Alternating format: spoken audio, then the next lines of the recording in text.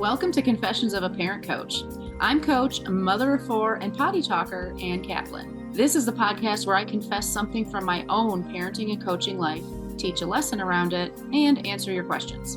Even we parenting experts are far from perfect, and the real magic happens when we get down with all that imperfection. We get into the gritty side of parenting here, so earbud up and dive in. Welcome into the podcast, everybody. I'm excited to be here with you for another episode.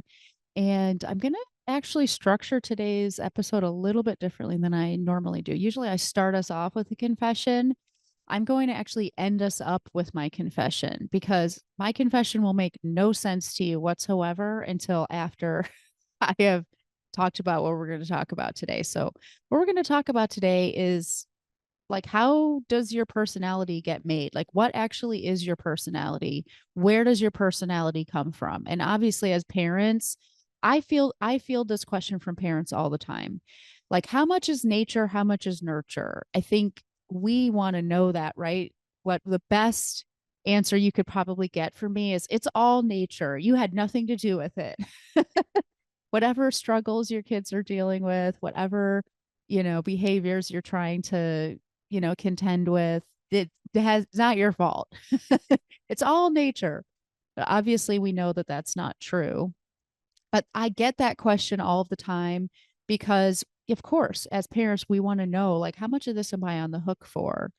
But also, I think, especially my clients, because as we start doing this work more and more quickly, the focus is often off of our children and onto ourselves. And then we have that same question for ourselves, right? Like, why am I the way I am? And how much of this can I blame on my parents?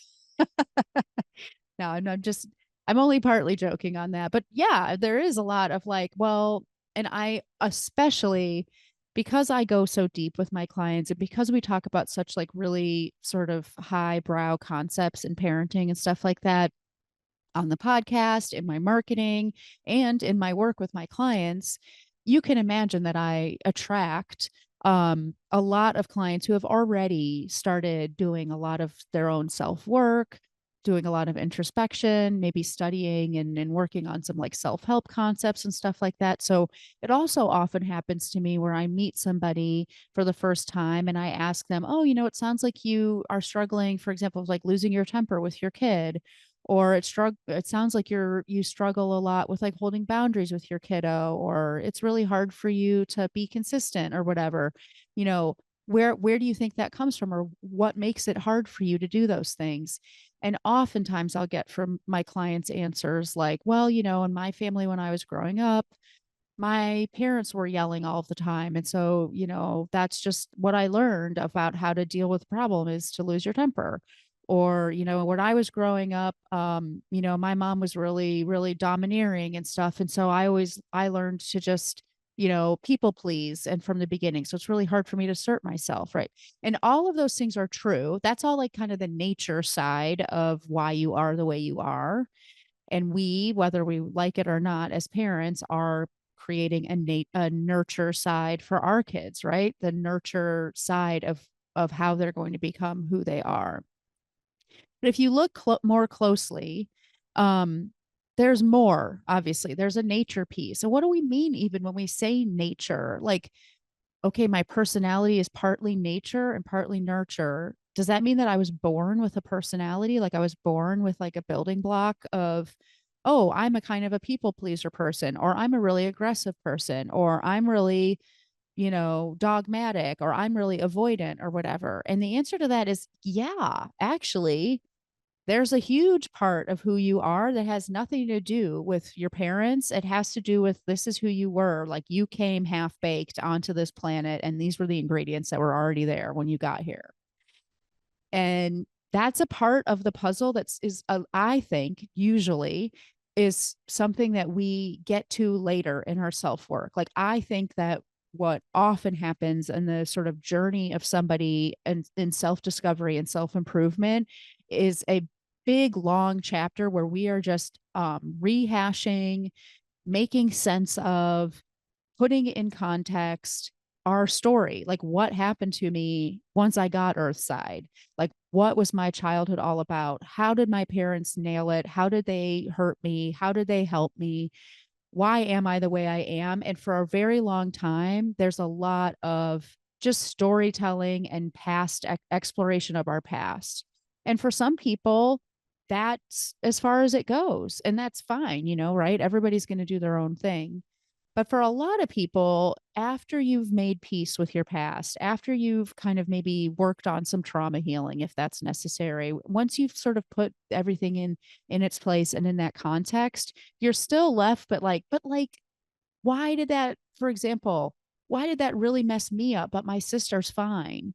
Or, sure, my parents were slightly different from one kid to another, but they didn't have like personality transplants from one kid to another. So why is it that, this experience totally practically defined who I am?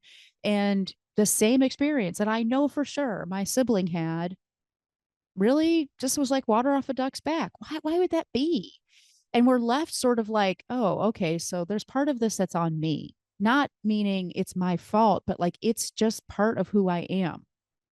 And so what I want to talk about today is sort of in a very, very general sense. I am not going to get into the weeds on this. And obviously, there's a million, probably more than a million um, different experts out there, different psychiatrists and psychologists, different schools of thought. I mean, you can get back into like Jungian theories and Freudian theories. I mean, you could really go anywhere you want to with this stuff.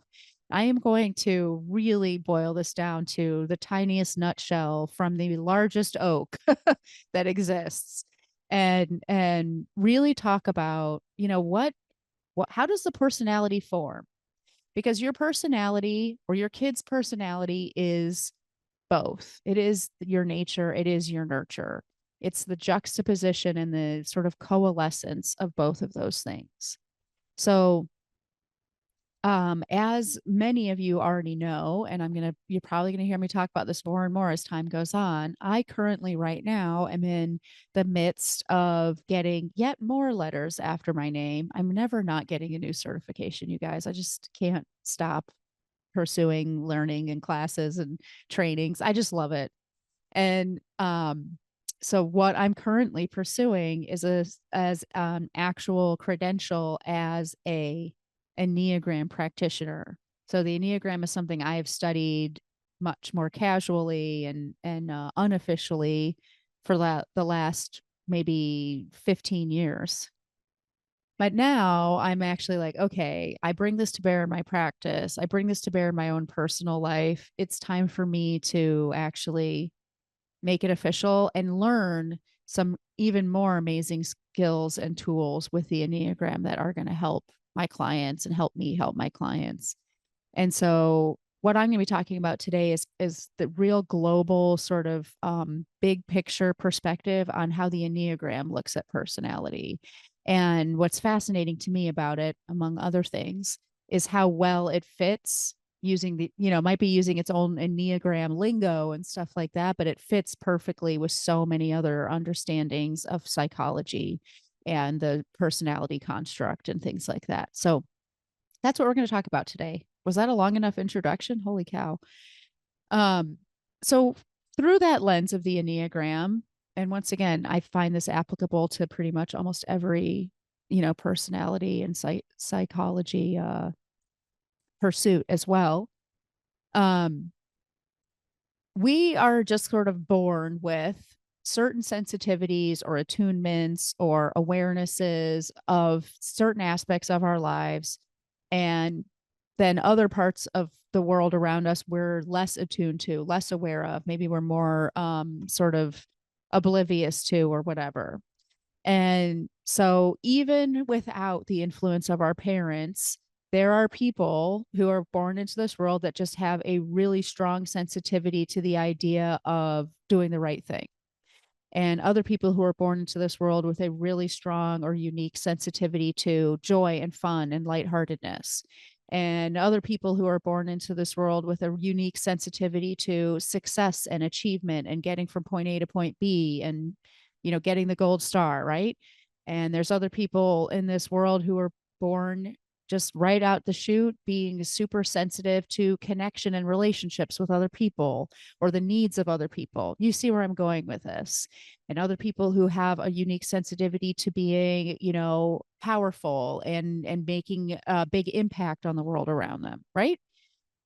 And this probably doesn't surprise you to hear me say this, right? Like, people who are they're just the life of the party. And it's not because only their parents made them that way. That's just who they are. Or there's people who are just super interested in learning and they just constantly wanting to educate themselves or read new books or dive deep into some new interesting hobby or fascination they have. That's just who they are. No one made them that way. That's just who they are, right? And we all know people like this in all these different ways. And you probably even already know yourself to be somebody who's really sensitive to or connected to one specific thing about the world, right? And so that's something that's really important to us. It's been important to us since day one.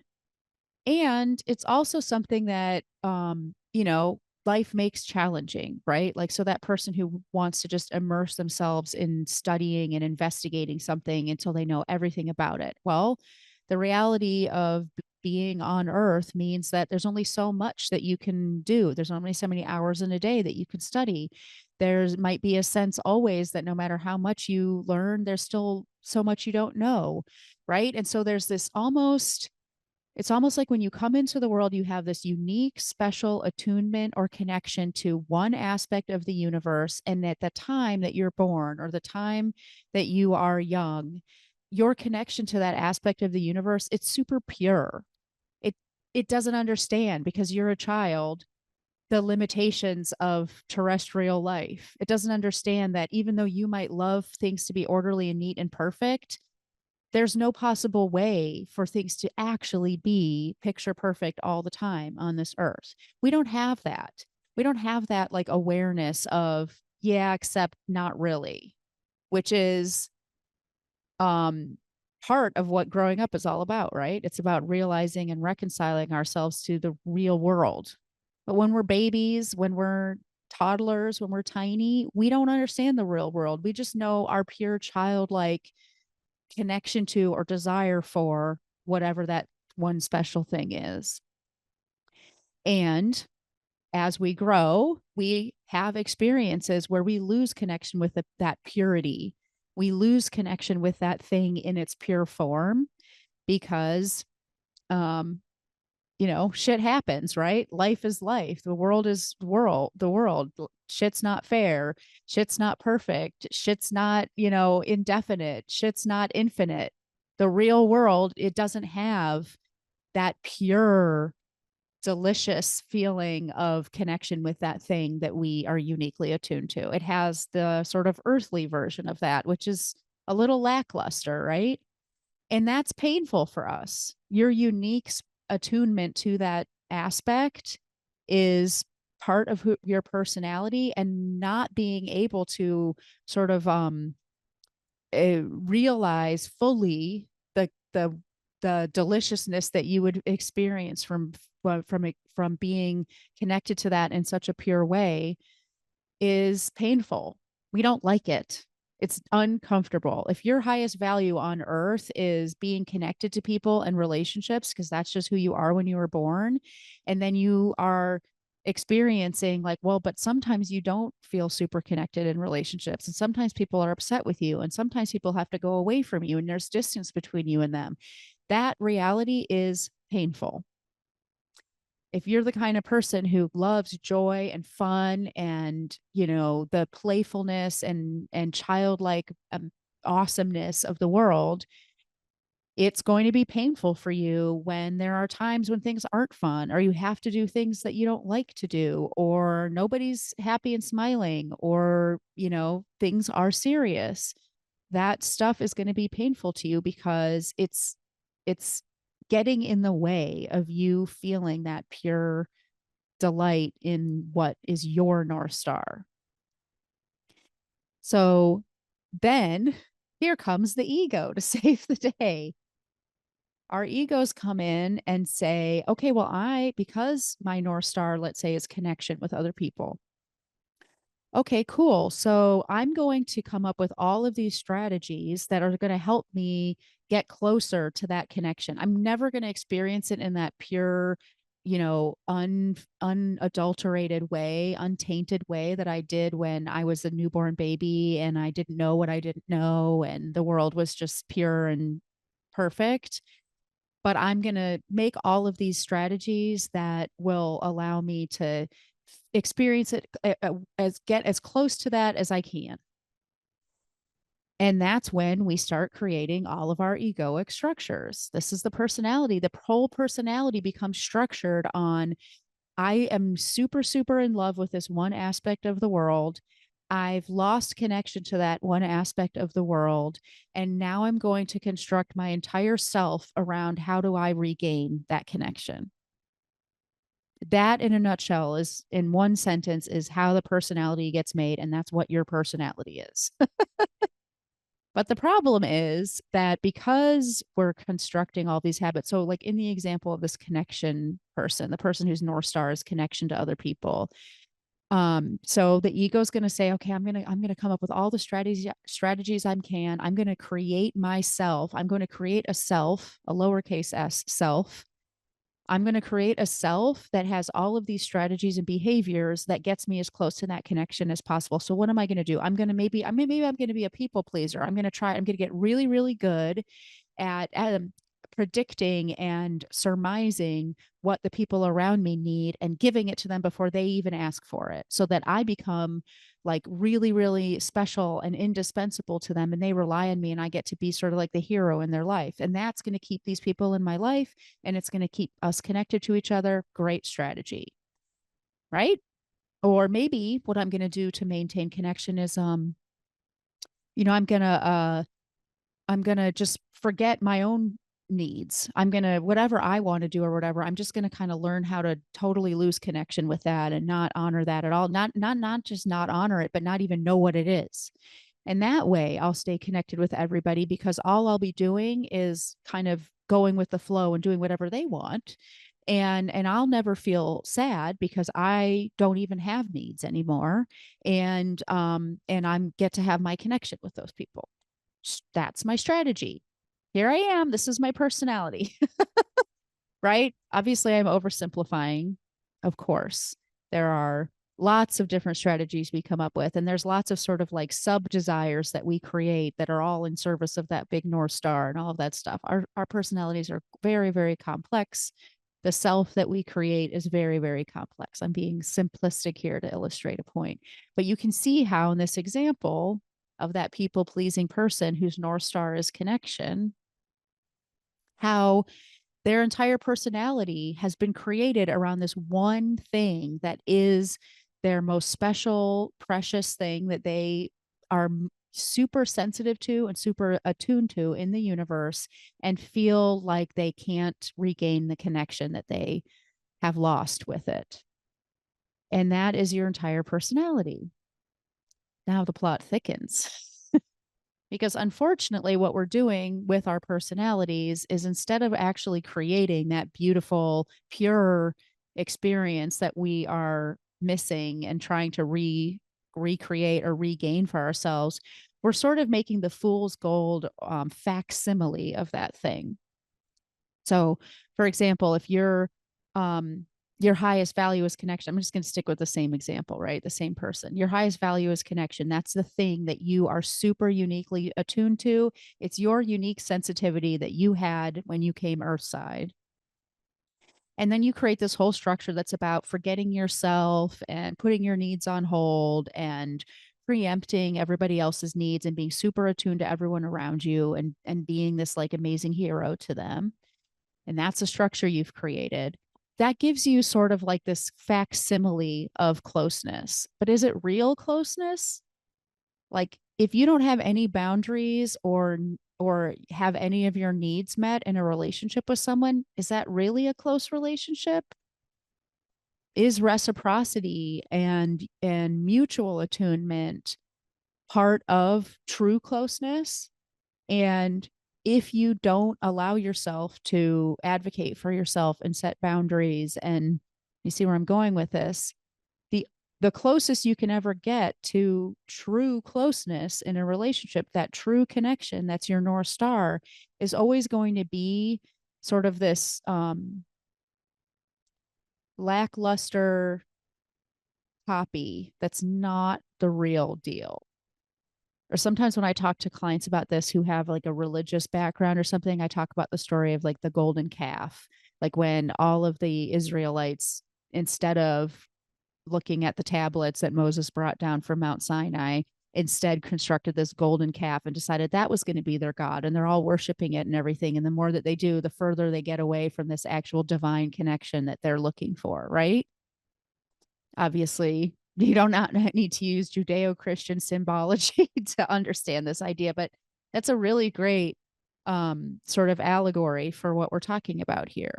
We wind up worshiping or making ourselves a slave to, or constructing our personality around this facsimile of what we really care about, because we don't want to face the pain or the discomfort of healing some stuff and doing the hard stuff and coming to grips with, the totality of the world and of the human experience, even though doing so would be the thing that would get us as close as humanly possible to the real deal that we're missing and that we're seeking. Does this make sense? You think about, this idea of like, I have this unique attunement to this thing in the universe. The reality of being a human being on Earth has sort of been this, slap in the face that has brought me away from, or made me feel removed from or disconnected from this beautiful North Star idea that I am super uniquely connected to. Now I'm going to construct my entire personality around creating habits and structures that will get me closer to what I think that thing is. But because it's not the real thing, because it's this facsimile of the thing, my personality winds up getting me further away. That egoic structure winds up accidentally pushing me further away from this beautiful thing that I'm uniquely attuned to. This is the personality. Now, so this is the nature. This is going to happen to you no matter who your parents were. It's going to happen to your kids no matter how amazing you are as a parent. This is the way the system is designed. It is maddening, but it is true. And then obviously, somewhere in our adulthood, we maybe have this realization. Maybe right now is that moment for you as you're listening to this podcast episode and thinking, what the hell? This is what I'm doing my whole life? No way. I don't want to, this is not what my one and only life on this planet is going to be. And we start to deconstruct. We start to deconstruct those personality structures. We start to question them. We start to become closer and closer to our authenticity. We start to create the courage and the resilience and the tolerance for discomfort that is necessary for us to confront all of the things that our personality was created to help us avoid. Right? So don't worry. That's not the end of the story. There's, it's like, okay, we've built up this personality structure. And for all of us is available to us a realization about that. And then a decision to intentionally do, the deconstruction and the actual getting our sort of egoic personality structure to be much, much closer to our authenticity. And that allows us to really actually embody and experience the thing that we have this special ability to experience more than anybody else. Like that person that I talked about in the beginning, who's like uniquely attuned to fun and joy and playfulness and pleasure. That person not only is uniquely attuned to that, but they have a unique gift to experience that fully, more fully than anybody else can, and share it more fully than anybody else can on this planet. So as we do our work, we get closer to actually experiencing and connecting with that thing that we are uniquely attuned to, and then sharing that gift beautifully and better than anybody else on this planet could with the people around us. So it's a beautiful story. It's a frustrating and maddening story that also is beautiful. So that's the whole nature piece. Now we can talk about nurture and answer that question. How come I'm so different than my sibling? How come we both grew up in the same family, but this thing devastated me and didn't bother her at all? Well, it's because of that unique sensitivity and attunement. So both of you can be growing up in the exact same environment where there are good things happening and bad things happening, and helpful things and hurtful things, and wise things and not so wise things are happening on the parts of our parents, right? My unique attunement to, for example, connection is going to make it extremely painful when my mom, doesn't ever look me in the eye, for example. I'm just making stuff up right now, but like that is going to feel extremely painful to me. Whereas my sibling, who has a unique attunement to, let's say, really deep investigation and learning, it's not going to really bother her that much or affect her as deeply. But might affect her more deeply is the fact that our family was super, let's say, super scheduled all the time, and I never had time to go deep with anything because it was always jumping from one thing to the next, and that was really really hard for me because my specific unique attunement is to like deep immersion in a subject. So you can see how all of us as parents, if we have more than one kid, whether we are static and unchanging and super consistent, even in that scenario, our kids are experiencing different childhoods because of their nature, because of that special, unique attunement or sensitivity that they have to the world around them. So I hope that helps you sort of put together, the pieces of nature and nurture and kind of understand this sort of like false fool's gold that we're constantly constructing with our egoic patterns and habits and behaviors and things like that. And now I can give you my confession. So, my personality is really constructed almost entirely around my North Star, which is the idea of perfection, not perfection like, so the sort of more beautiful, pure idea of perfection, meaning the world is perfect, everything is perfect the way it is, like that feeling of orderliness and things being the way that they're supposed to be, and this feeling of like deep integrity within myself and all of those things. That's kind of like its pure form, right? But my like sort of fool's gold version of that is perfectionism. There's a very big difference between like universal, beautiful, holy, pure perfection and perfectionism. Perfectionism is my personality's construct that has helped me create that fool's gold, that facsimile of perfection that I sort of have as my North Star, my guiding light, that integrity version of perfection. And so I have tons and tons of behaviors that are all about making sure that I'm perfect because I have this egoic personality structure that tells me that if I am perfect, that's how I'm going to experience that beautiful, pure perfection that I'm constantly seeking. Right. Of course, that's not true. Me being perfect, well, first of all, besides the fact that it's impossible, but also me being perfect by some sort of arbitrary list of criteria or whatever, that's not the thing that I'm missing in my life. That's not the thing that I would actually give me that beautiful, delicious feeling that I'm looking for. That's not true, sort of pure universal perfection. That's what I am really attuned to and connected to and seeking deeper connection with and want to experience in my life all the time. Me organizing my sock drawer is not the same as me experiencing the universe as beautifully, magically perfect. But that's how my personality is structured. And one of my rules about how to be perfect is to never lose my temper and not to be angry. And so I have lots and lots of rules and self judgment and stuff like that about being angry, because if I were to be angry, that would mean that I'm not perfect. And not being perfect means that I'm experiencing all of this pain of my imperfections and blah, blah, blah, blah, blah, blah, blah.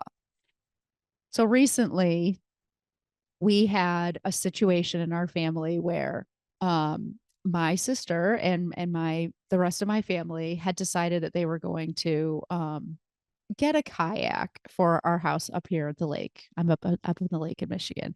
But they also all thought that I would be really angry that they had decided to get a kayak because it's my house and they didn't ask my permission. And I had said in the past that I was sick of getting more and more, watercraft, and we had like the garage is cluttered and all this stuff. So they were all sure that I was going to be angry about it. So they decided to hide the kayak. And then I discovered it.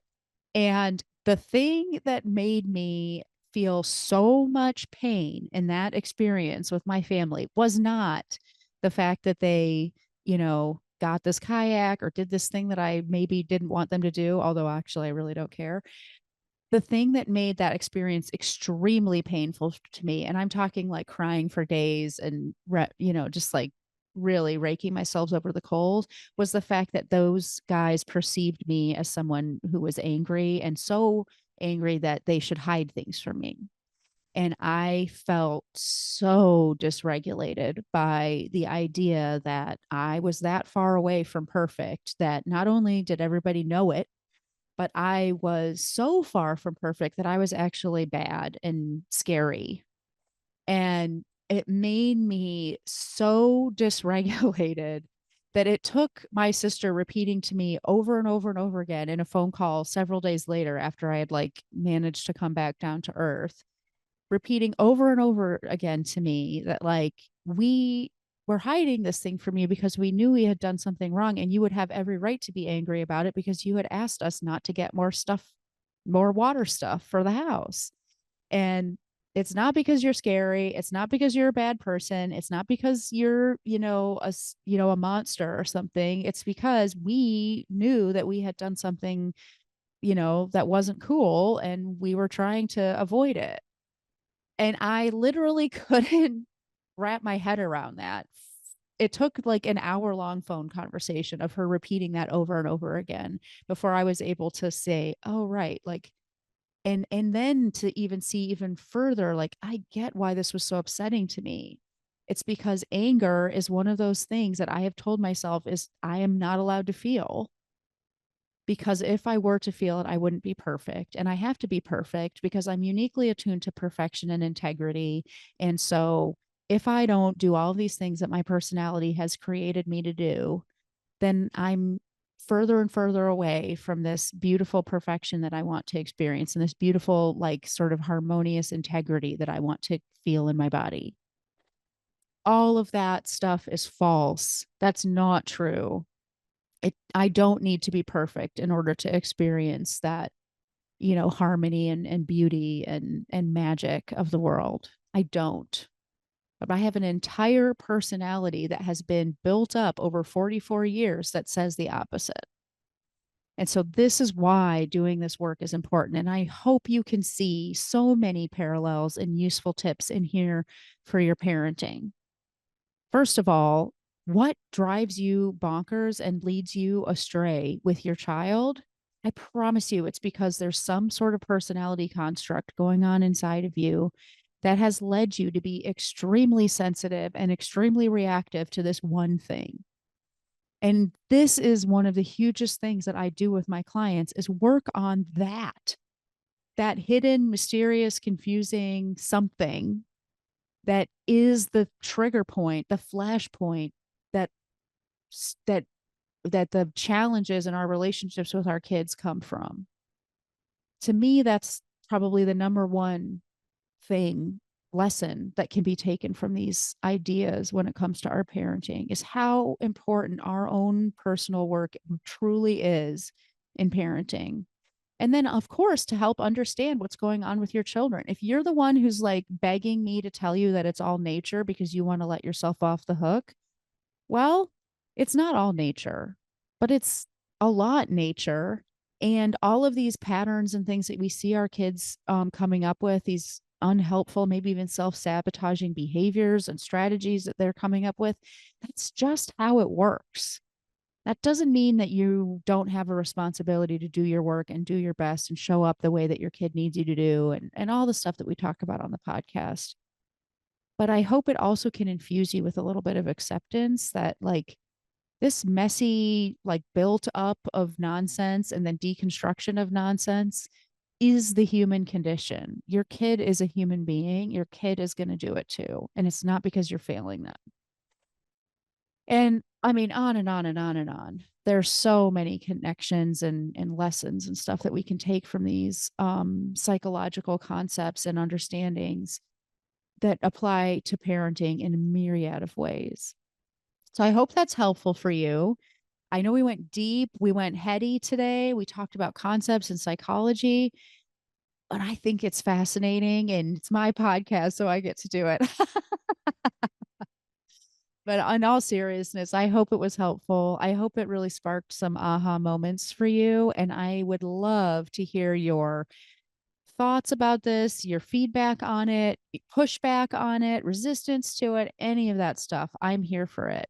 Hope you have a great week, everybody, and we'll talk again soon. Bye.